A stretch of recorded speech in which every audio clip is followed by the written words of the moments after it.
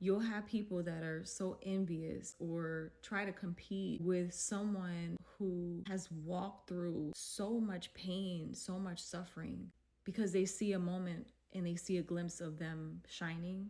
They see a glimpse of their success, but they don't know the sacrifice. They don't know the cost. That's why I could never look at someone and want what they have, because I don't know what it took for them to get there. It's so important to not compete with anyone. The more you focus on your destiny, the further you get. But the moment you start looking at someone and you say, oh man, why does she get to have that? Why does he get to have that? When you start having those questions, or you question God, like, God, why do they get to do this or that?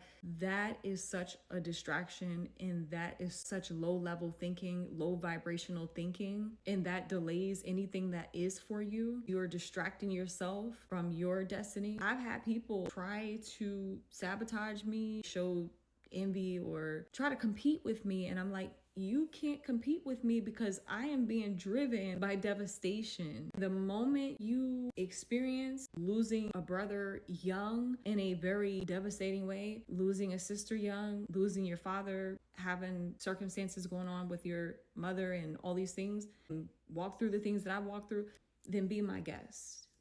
Then try to compete with me. But you can't compete with someone who is being motivated by suffering. If anything, you got to respect that person, admire or be inspired by that person. There are people that inspire me. I can't find it within myself to envy them, especially if I know that they got what they have through the dirt, through hell, through high water, and they were able to succeed.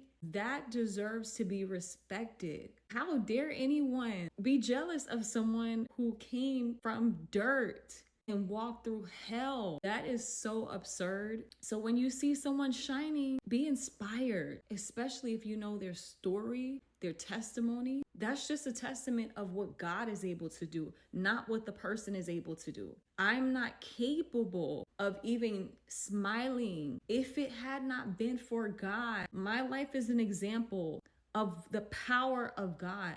You should never look at that person or look at me and say, oh, why does she get to? Don't ever. Because if you're going to ask that question, ask, are you willing to have the level of loss as I have?